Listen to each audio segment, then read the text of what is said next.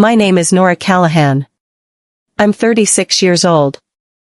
And while I was unconscious on an operating table having my gallbladder removed, my family sold the farm my grandfather had promised me my entire life. I didn't find out until I was 3 days post-op, still in the hospital bed, still in the gown, still on the pain medication that made everything feel slightly underwater. My cousin Delia walked in with flowers and a get well card and the expression of someone who has been rehearsing what they're about to say for longer than is comfortable. She sat down. She put the flowers on the tray table. She looked at me for a moment and then she said, "Nora, there's something you need to know about Grandpa's will." I had buried my grandfather 11 days earlier.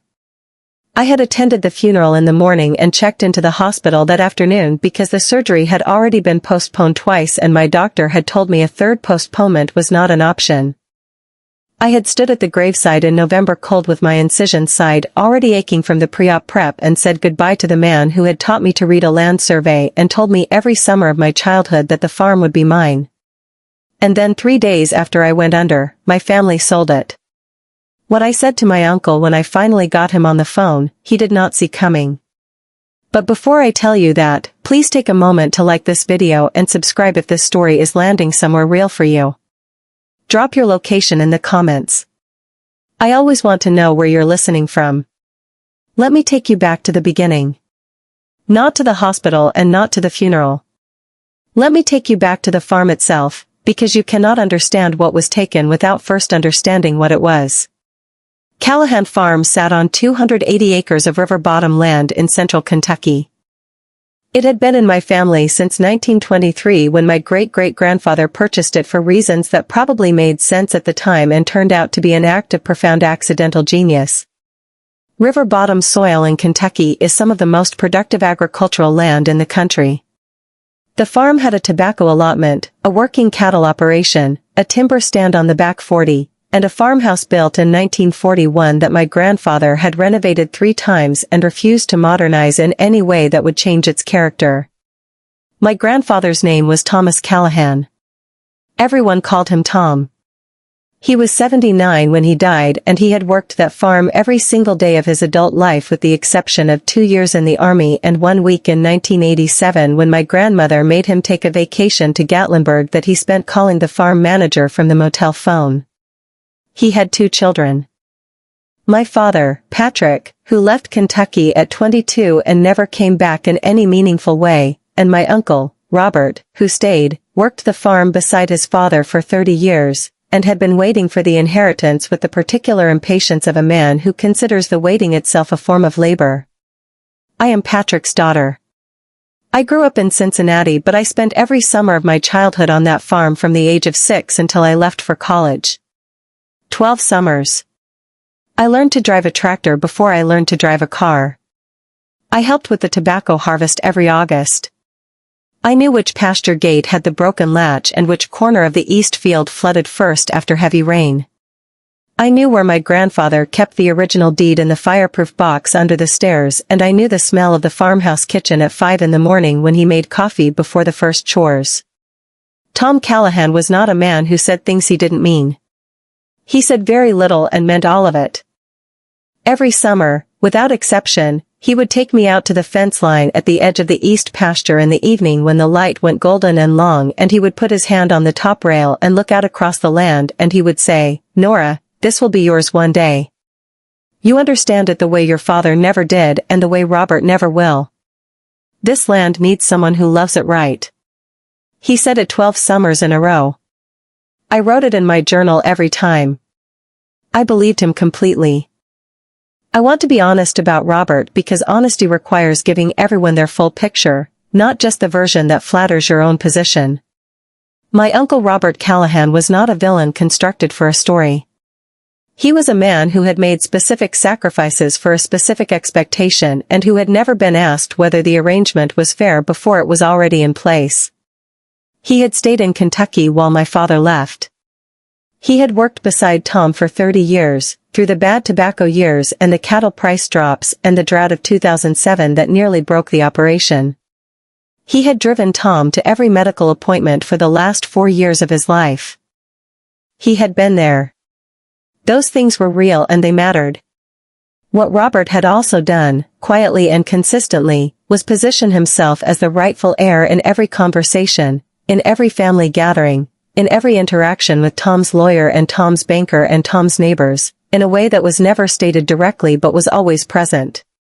He had cultivated the assumption the way you cultivate a field, steadily, seasonally, with patience and intention. He had also, I would discover, cultivated something more specific. But I am getting ahead of myself. I moved back to Kentucky when I was 28. Not to the farm and not to be near my grandfather, or not only that.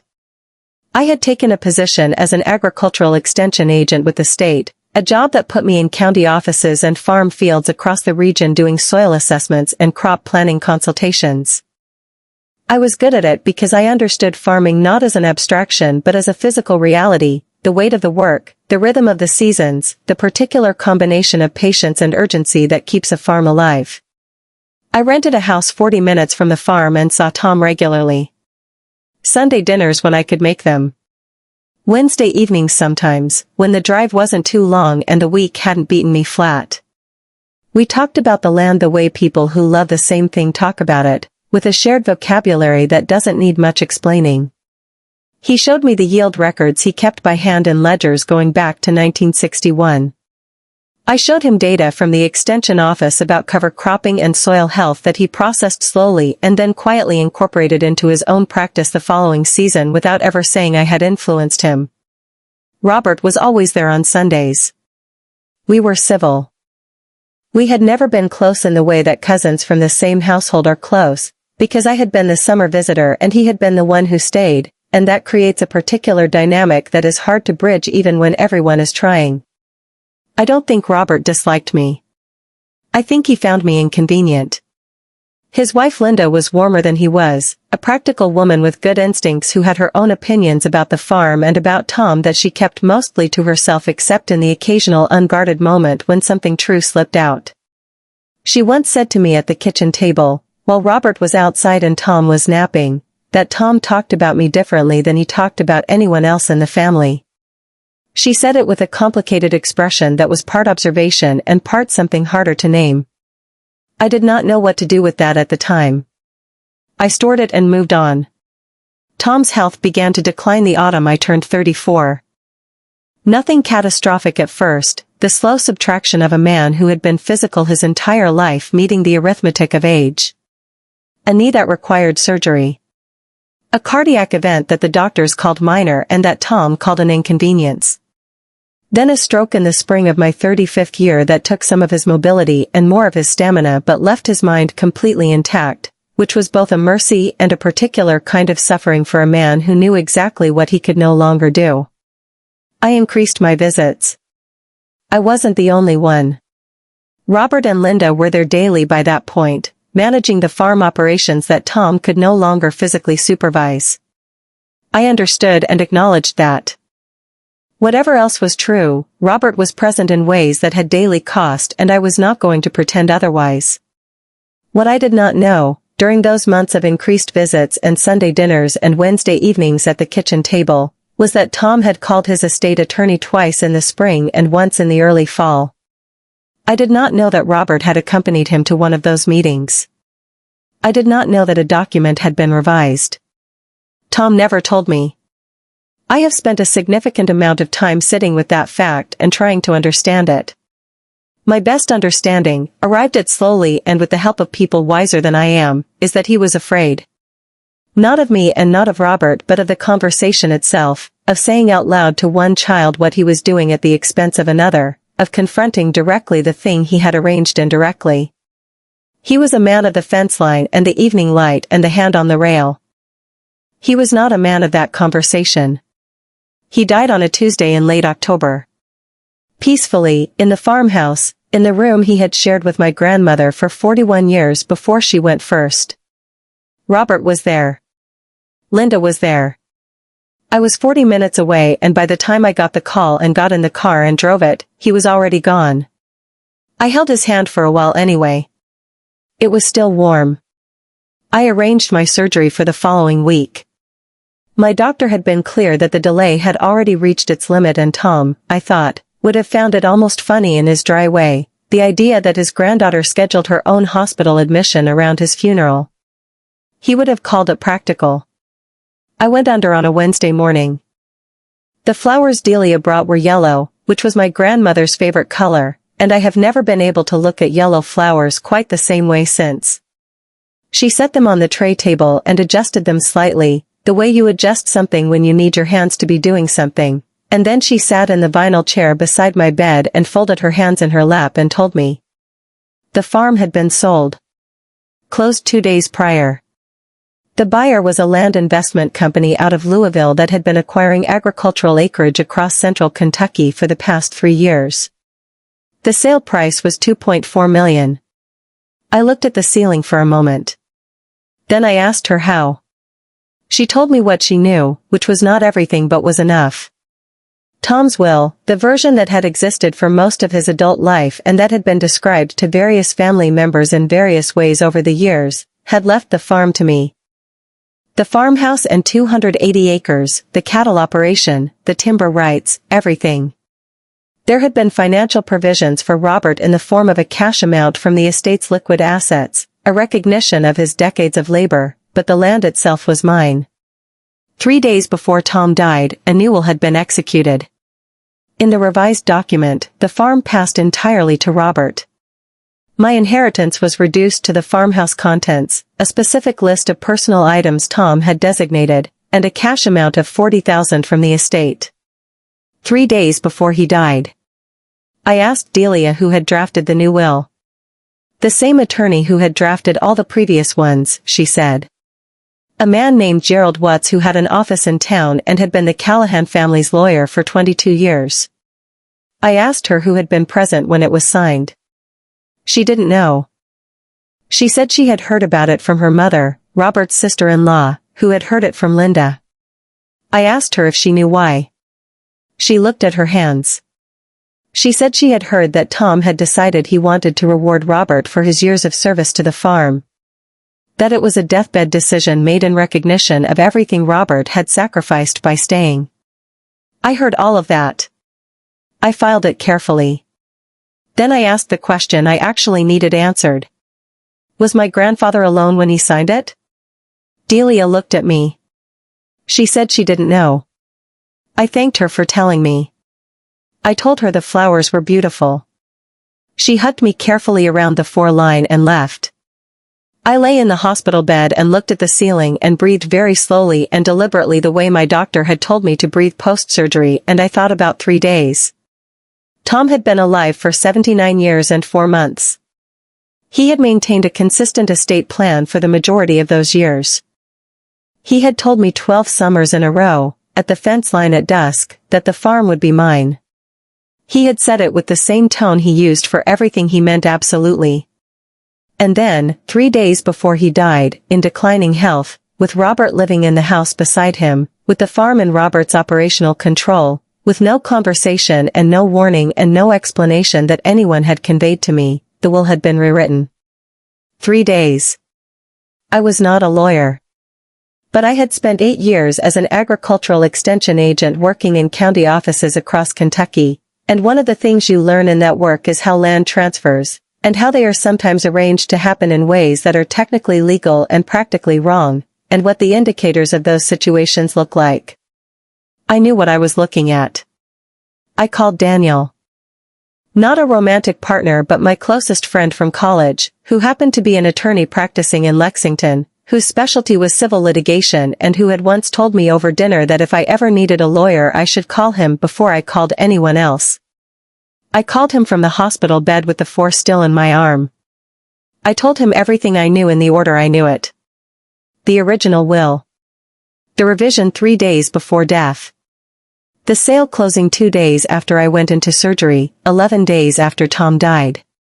The buyer. The price. The attorney. Daniel listened without interrupting. When I finished, he was quiet for a moment. Then he said, "Nora, what I'm about to tell you is preliminary and not legal advice in a formal sense because I haven't reviewed any documents. But what you're describing has the elements of an undue influence claim. Possibly a lack of testamentary capacity claim depending on Tom's medical records in those final days. And the speed of that sale is notable. 11 days from death to closing is very fast for a $2.4 million agricultural property. How fast is normal? I said. 30 to 60 days minimum, he said. 90 is more common. 11 days means someone had a buyer ready before your grandfather died. I held the phone and let that land. Someone had a buyer ready before my grandfather died. I told Daniel I wanted to understand my options. He said, get out of the hospital first. Then call me. I was discharged 2 days later. Daniel picked me up because I had told him not to tell anyone else I was being released, which meant Robert didn't know and my father didn't know, and I had approximately 48 hours before the family realized I was home and mobile and thinking clearly. I used those 48 hours well. Daniel came over the evening of my first full day home.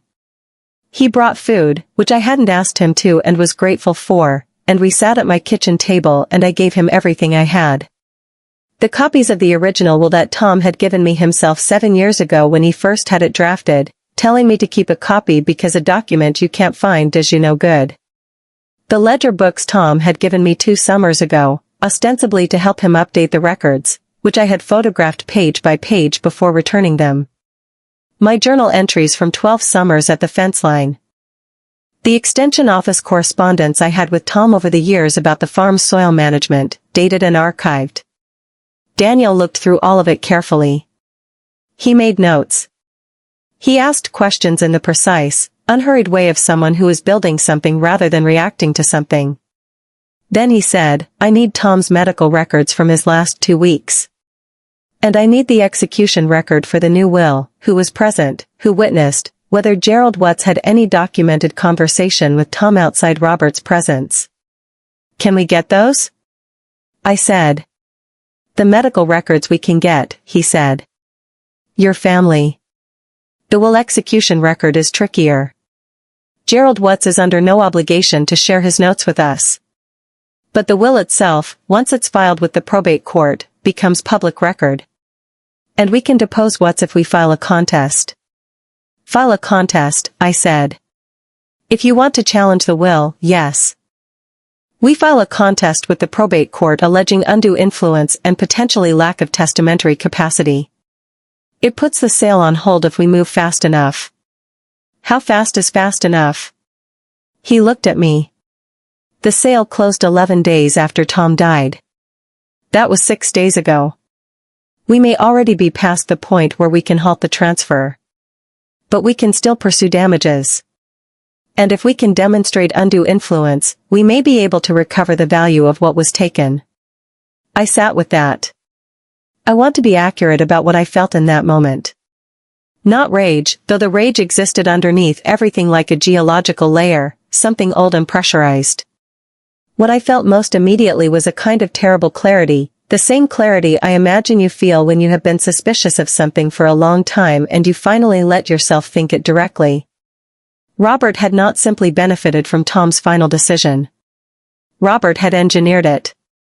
He had been there every day for 4 years. He had driven Tom to the appointments, managed the operations, controlled the physical environment of Tom's final months. He had accompanied Tom to a meeting with the estate attorney. He had a buyer in place before Tom drew his last breath. He had done this while I sat at the kitchen table on Wednesday evenings talking about cover cropping and soil health and believing that the fence line conversations meant what they had always meant. I had been managed. Kept close enough to not become suspicious. Far enough to not see what was being built. I told Daniel to file the contest. He said he would need a retainer and a week to prepare the paperwork. I told him to start immediately and send me the retainer amount. He said he would reduce his rate because we were friends. I told him not to and meant it. I wanted this done correctly and at full cost. After he left, I sat alone in my house with the original will on the table in front of me and Tom's voice somewhere in the back of my head from 12 summers of fence lines. This will be yours one day. You understand it the way your father never did and the way Robert never will. I believed him then. I believe him still. I think he meant it every single time he said it. I also think that in his last days, weakened and dependent and surrounded by Robert's daily presence, he had signed something he would not have signed 6 months earlier. I think he was afraid of Robert in some quiet way that fear at the end of a life can look like. Not dramatic fear. The slow, accumulated fear of a man who needs assistance and knows who provides it. That is not an excuse for what happened. But it is the truth as I understand it. I had one more call to make that night. I called my father. Patrick Callahan had not been to Kentucky in 4 years. He lived in Phoenix now, retired from a sales career, spending his time on a golf course and in a comfortable house he had built with money that had nothing to do with the farm. He had made his peace with leaving, or so he always said, though people who have truly made peace rarely mention it as often as he did. "Dad," I said when he picked up. "Did you know about the will?" A pause that told me everything before he said a word. "I heard about it," he said. "After Tom passed. Robert called me." "Did you know before?" Another pause. "He mentioned that Pop was thinking about making some changes," he said. I didn't know the details. I closed my eyes. "You knew," I said. "Nora. You knew and you didn't tell me." "Honey, it's his will." It was his right. He told me for 12 years that farm was mine. He told a lot of people a lot of things, Patrick said, and I heard in his voice the particular tone of a man who has been rehearsing a justification so long it has started to feel like a position. "I'm contesting it," I said. Silence. "Nora, that will cost a fortune and you won't win." "I'm contesting it," I said again. He didn't respond. I ended the call. Daniel filed the will contest on a Thursday, 12 days after Tom's death and 1 day after I came home from the hospital. The filing went to the probate court in the county where the farm was located and named Robert Callahan as the respondent and Gerald Watts as a material witness. The sale to the Louisville Land Company was not automatically halted by the filing, but Daniel had included an emergency motion to enjoin the transfer pending the outcome of the contest. The judge, a woman named Harriet Booker who Daniel said had a reputation for taking her time and getting things right, agreed to hear the motion within 5 business days. Robert called me the morning after the filing. I had been expecting the call and I had been thinking about how to have it. He did not start with anger. He started with disappointment, which is a more sophisticated opening because it positions the other person as the one who has done something wrong. "Nora." His voice was measured, careful. "I can't believe you're doing this." Pop made his wishes clear. He had every right to change his will. I let him finish. Then I said, "Robert, I have a question and I want you to answer it honestly." "Go ahead." "Was my grandfather alone when he signed the new will?" "What do you mean was he alone?" "I mean were you in the room?" A beat. A very small beat, but I heard it. "I drove him to the appointment," he said. "I waited in the waiting room." "Gerald Watts' waiting room?" "Yes." "Did you speak to Gerald Watts at any point during that visit?" "I may have said hello. We've known each other for years." "Did you have any conversation with Gerald Watts about the content of the will before my grandfather went in to sign it?" "Nora, this is ridiculous." "That's not an answer, Robert." His tone shifted. The disappointment veneer came off and something harder was underneath. "Your grandfather made a decision. He had the right to make it. You've been the summer visitor your whole life. You showed up when it was convenient and now you want to claim what you didn't earn." I let the words sit in the air. Then I said, "I'm not claiming anything. I'm asking a court to look at the circumstances under which a 79-year-old man with documented cognitive changes following a stroke, living in a house controlled by his son, rewrote his will 3 days before his death with a buyer for the land already in place. If the circumstances hold up to scrutiny, I'll accept the result." A longer silence this time. "You'll lose," he said. "Maybe," I said. "But Gerald Watts is going to be deposed. And Tom's medical records from his last 2 weeks are going to be reviewed by a geriatric specialist. And whoever that buyer is in Louisville is going to have to explain the timeline. So if everything was done correctly, you have nothing to worry about. He hung up. I sat at my kitchen table and wrote down the exact words of the conversation from memory, timestamped, and emailed it to Daniel. 3 days later, Judge Harriet Booker granted the emergency injunction. The transfer to the Louisville Land Company was stayed pending the outcome of the will contest. The buyer's attorney filed an objection within 24 hours and Judge Booker denied it with a brevity that Daniel said suggested she found it unpersuasive. The farm was in legal limbo. It was not mine. But it was not fully Robert's either. The next several weeks were the slowest and most expensive of my life. Daniel requested Tom's medical records. The hospital and the 2 specialists Tom had seen in his final months complied within the required timeframe. Daniel hired a geriatric psychiatrist named Dr. Anand to review the records and provide an expert opinion on Tom's cognitive capacity in the days immediately before his death. Dr. Anand's review took 2 weeks. When his report came back, I read it at my kitchen table on a Sunday afternoon with coffee going cold beside me. The report was careful and appropriately hedged in the way that expert medical opinions are when they will be subject to cross-examination. But the substance was clear. Tom's medical records showed documented cognitive fluctuation in the 2 weeks before his death consistent with late-stage recovery from his spring stroke. There were nursing notes from a home health aide, a woman Robert and Linda had hired, documenting episodes of confusion, disorientation, and what the aide had described as an unusual level of anxiety. There were 2 notations from Tom's primary care physician expressing concern about the adequacy of Tom's support environment. The will had been executed during this window. Dr. Anand's conclusion, stated with the precision of someone who understood exactly what they were saying and exactly what it would be used for, was that the medical record raised significant questions about whether Thomas Callahan had the cognitive clarity required for testamentary capacity at the time the document was executed. Significant questions. In legal language, that was a foundation. Daniel called Gerald Watt's office the same week to arrange the deposition.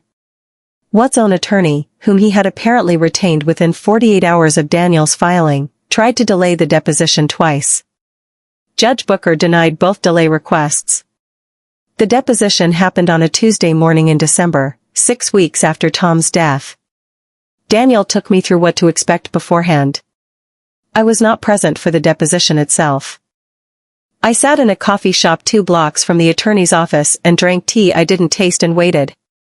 Daniel called me 2 hours later. He said, "Nora, Watts didn't do anything overtly illegal. But he made mistakes. And I think he knew he made mistakes because he was very careful in ways that careful people are when they know they are being examined." "Tell me," I said. He met with Robert alone for 20 minutes before Tom came in to sign the document. He documented the meeting as administrative.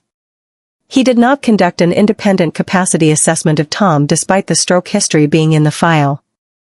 And the buyer for the land, Watts knew who the buyer was before the will was signed because Robert had asked him to facilitate the introduction 6 weeks earlier. I sat with that. 6 weeks earlier. Tom had been alive. The buyer had been arranged while Tom was alive. The case took 4 months from filing to resolution. I am going to tell you what happened, but I want to tell you something first about what those 4 months cost, because the cost of a thing is part of its true story. It cost money. Daniel's reduced rate was still a rate, and the expert fees and the filing fees and the deposition costs added up to an amount I will not specify because it is still tender, but that required me to restructure my finances in ways I had not anticipated. I had savings and I used them. I do not regret using them. It cost sleep. There were weeks where I woke at 3 in the morning with the case running through my mind like a loop, the timeline, the questions I couldn't yet answer, the possibility that I would do all of this and still lose. I became familiar with the specific quality of 3 a.m. thinking, which is less like thinking and more like being thought at. It cost my relationship with my father, at least temporarily and possibly permanently. Patrick had chosen, quietly and without drama, to stay out of the contest entirely, which in practical terms meant he had chosen Robert. He called me once in January to suggest that perhaps the family could work something out privately, and I told him that the time for private arrangements had passed when someone arranged a sale before Tom's body was cold. He did not call again. It cost me Robert, which I had expected and which I had made my peace with by the end of the first week. Whatever civility we had built over 30 years could not survive what he had done. I did not grieve it loudly. I noted its ending and moved on. What it did not cost me was clarity. The further I got into the process, the clearer my vision became, the way your eyes adjust in a dark room until you can see the shapes of things. I could see the shape of what had happened to my grandfather in his last months. I could see the shape of what had been done to his intentions. And I could see the shape of the argument we were building, which was not perfect and would not produce a perfect outcome but was true, and truth is a more durable foundation than strategy. Daniel filed our formal brief in February. It argued undue influence on 3 grounds. First, the relationship of dependency, Tom's documented reliance on Robert for daily care, transportation, and farm management in his final year. Second, the opportunity, Robert's presence in Gerald Watt's office before the signing, his prior arrangement of the buyer, his control of Tom's physical environment. Third, the suspicious circumstances, the timing of 3 days before death, the speed of the sale, the deviation from a decades-long stated intention that had been communicated to multiple family members. We had 12 summers of journal entries. We had Delia's statement about what she had heard and when. We had Linda's offhand comment to me at the kitchen table, which she agreed to provide in a written statement after a conversation with Daniel that she told him afterwards she had been wanting to have for months. Linda, it turned out, had not been entirely comfortable with how things had unfolded. She had said nothing at the time because she had not known how to say it without detonating her marriage. She said it now, carefully and accurately, because Daniel had asked her the right questions at the right time. We had the home health aides nursing notes. We had Dr. Anand. We had Gerald Watt's deposition. Robert's attorney argued that Tom had full capacity to change his will and that the change reflected a genuine and considered decision to recognize Robert's 30 years of labor. He argued that the presence of a potential buyer was a routine business matter that Tom himself had been aware of and had in fact initiated. He submitted 2 affidavits from Tom's neighbors attesting to Tom's sharpness of mind in the months before his death. The affidavits were not without value. Tom had been sharp. He had been sharp, and he had also been documented by a medical professional as experiencing cognitive fluctuation and anxiety in his final 2 weeks. Both things could be true. Judge Harriet Booker let both sides be fully heard. She asked questions from the bench that told me nothing about which way she was leaning, which Daniel said was the sign of a judge who had already made up her mind and was confirming the record. She issued her ruling on a Friday afternoon in March. I was at my kitchen table when Daniel called. I had been sitting there for 2 hours not working, just waiting. My phone rang and I picked it up on the first ring for the first time in my life. He said, "Nora." She found undue influence. I put my hand flat on the table. He kept talking. The new will was invalidated. The estate reverts to the prior will. The farm transfers to you as originally stipulated. The sale to the Louisville company is voided. Gerald Watts has been referred to the state bar for a disciplinary review. I heard all of it. What I said was, what happens to Robert? He receives the cash provision from the original will, Daniel said. The amount Tom designated for him before the change. It's substantial. It's not the farm, but it's not nothing. Robert's 30 years, I said. Robert's 30 years were real, Daniel said. And Tom acknowledged them in the original will. What Robert did was take more than he was offered and do it in a way that cost your grandfather his autonomy in the last days of his life. I sat with that. Then I said, when do I get the keys? The practical transfer of the farm took 6 weeks after the ruling. There were documents to file and the Louisville company's attorneys to deal with and an accounting of the estate's liquid assets that required a forensic review because certain things had been moved in the months between Tom's death and the ruling in ways that required examination. I am not going to walk you through all of it because some of it is still in process and some of it is not mine to share publicly. What I will tell you is that I drove to the farm on the day the keys transferred on a Thursday in late April when Kentucky was fully in spring, the fields green and the cattle standing in the morning light, and I sat in my car at the end of the gravel drive for a long time before I went inside. The farmhouse was exactly as Tom had left it. Robert and Linda had moved to their own property, a house they owned 15 minutes away, taking their personal belongings and leaving everything else. The kitchen table where I had sat on Wednesday evenings. The fireproof box under the stairs with the original deed inside, which I opened and held and then put carefully back.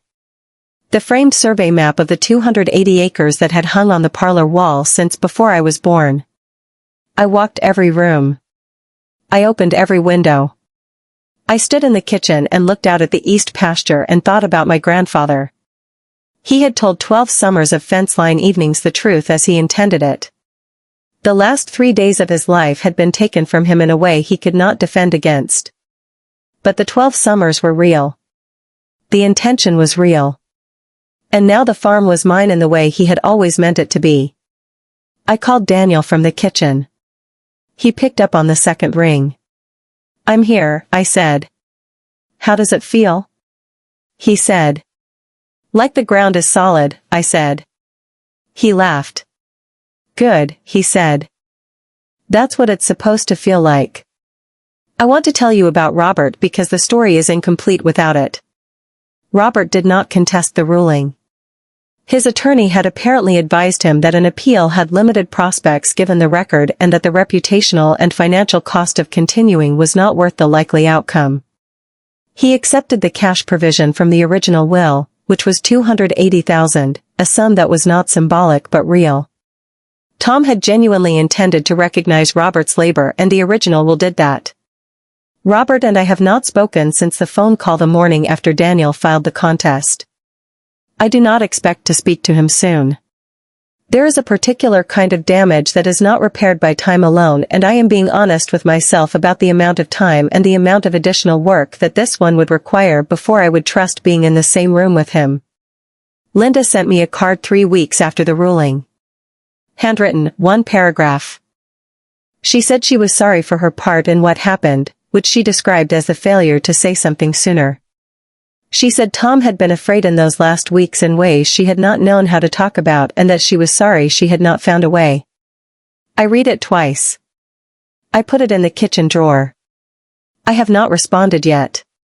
I am not ready and I have decided that responding before I am ready does not serve either of us. My father called in May. He said he was glad the ruling had gone my way. He said he hoped we could find a way forward as a family. He said he had known Tom better than anyone and Tom would not have wanted us divided over this. I listened to all of it. Then I said, "Dad, I need to ask you something and I need you to answer me honestly." "Okay," he said. "When Robert told you Tom was thinking about making changes, did he tell you what the changes were?" A pause. "He gave me a general idea," Patrick said. "And you didn't tell me." Nora. "You knew for weeks before Tom died that I was about to lose what he had promised me my entire life and you said nothing." "Honey, it wasn't my place to interfere in his affairs." "I was not asking you to interfere," I said. "I was asking you to tell me." The silence on the line had the particular quality of a man who knows he has no answer that works and has run out of alternatives to admit it. "I know," he said finally. "I know I should have told you. I didn't know how." "I don't know what to do with that yet," I said. "I need time." He said he understood. He said he loved me. I said I would be in touch when I was ready. The farm required more than keys. It required a plan. I had an agricultural background and a deep familiarity with the specific operation, but familiarity is not the same as management and I had a full-time job that was not going to pause while I figured out how to run 280 acres of cattle and timber and row crops.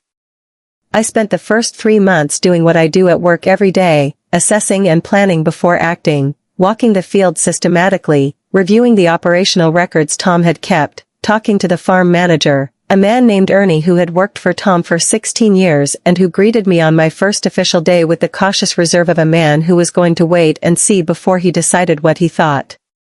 I let him wait. I asked questions. I listened more than I talked.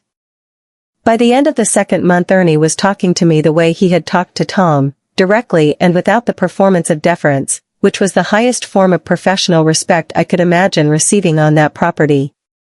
I did not quit my extension office job. I adjusted my schedule, worked 4 longer days instead of 5, and arranged my caseload to accommodate the additional responsibility. My supervisor, a practical woman named Carol who had seen most things, reviewed my request and approved it with the observation that managing a farm would probably make me better at my job, not worse, and that she expected my work quality to stay where it was. I told her it would. The first tobacco planting happened in May. I was there for all of it. Dirty hands, long days, the physical reality of agricultural work that you can study and analyze and still only understand when you are in it. Ernie watched me work without comment for 3 days and on the 4th morning brought me coffee without being asked, which I understood as a different kind of statement than a word would have been. By June the east pasture was full. The cattle were what Tom had always kept, an Angus Hereford cross that produced well and handled the Kentucky summers without drama. I learned their rhythms the way you learn anything you care about, by paying close attention and by being willing to be wrong and correct without embarrassment. I talked to Tom out there sometimes. Not in any mystical way, nothing I would have admitted to easily. Just the quiet internal monologue of a person doing work they were entrusted with, occasionally framing a decision as a question directed at someone who was no longer available to answer. He would have had opinions about my cover crop rotation plan. He would have been skeptical of the new fencing supplier I chose and then admitted I was right about the quality. He would have stood at the east pasture fence line in the evening light and looked out across everything and said something brief and complete. I have thought a lot about those fence line conversations since the ruling. About what it means to be told, 12 summers in a row, that something will be yours. About what it means to believe it completely and have it nearly taken and then fight to get it back. I don't think Tom made a mistake when he said those things. I think he meant them every single time. I also think that in the end, the people who surrounded him had more daily power over his circumstances than his own stated intentions did, and that is a kind of vulnerability that we don't talk about enough when we talk about aging and family and the transfer of things that matter. What Robert had done was not only about a farm or money. It was about the particular cruelty of targeting a person's final days, of understanding that a man is weakest when he is dying and that weakness can be managed. That is not a sophisticated observation. It is a simple and terrible one.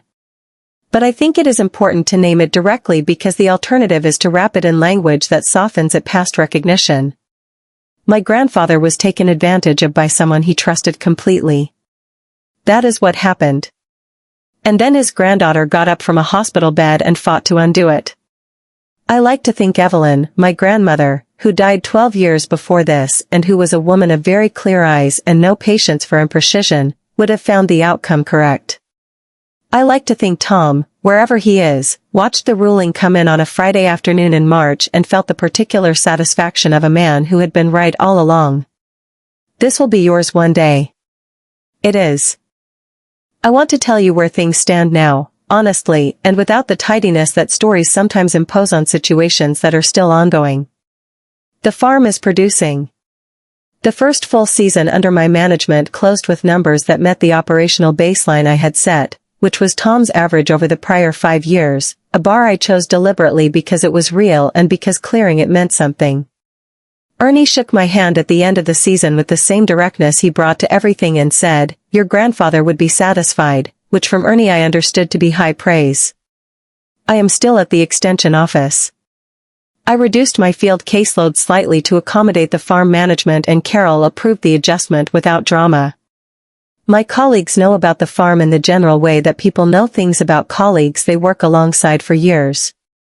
Nobody makes a production of it. I appreciate that. Danielle and I had dinner last month, a normal dinner between friends where we talked about things that had nothing to do with courts or depositions, and at the end of the evening he said, quietly, that of all the cases he had worked on, the ones that stayed with him were the ones where the truth was already present in the record and just needed someone willing to go find it. I told him that was the best description of my grandfather I had ever heard. My relationship with my father is careful and slow. We have spoken 4 times since the farm transferred. The calls are short and carry the particular quality of 2 people who are relearning the terms of a relationship after something has shifted its foundation. I do not know where it goes. I am keeping the door open at the width it has earned, which is more than closed and less than fully open, and I am measuring the width by what actually happens rather than by what I hope for. Robert and I remain estranged. I do not see a path through that in the near term, and I am not going to pretend I am working toward one when I am not. Some distances are real, and the honest thing is to acknowledge them rather than perform a reconciliation for the comfort of people who are not living inside it. Linda's card is still in the kitchen drawer. I take it out occasionally and read it and put it back. I am not ready to respond, and I am not putting a timeline on readiness. She waited a long time to say something true, and I can take the time I need to receive it properly. I had dinner with Delia last month. We split a bottle of wine and talked for 3 hours about Tom and about our grandmother and about the particular experience of being women in a family that has always arranged itself around the men in it, which neither of us had named directly before and both of us had been living with for our entire adult lives. She cried once and I cried once, and neither of us apologized for it. We are going to have that dinner again next month. I want to say something to you directly before I close. If you are in the middle of something like this, or something that rhymes with it even if the specifics are different, I want you to know that the clarity you are looking for does not require you to have all the information yet. It does not require you to be certain of the outcome. It only requires you to be honest about what you can already see.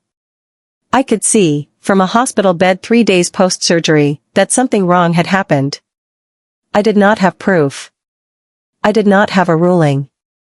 I had a timeline that didn't make sense and a buyer who had been arranged too early and a will that had been changed 3 days before my grandfather drew his last breath.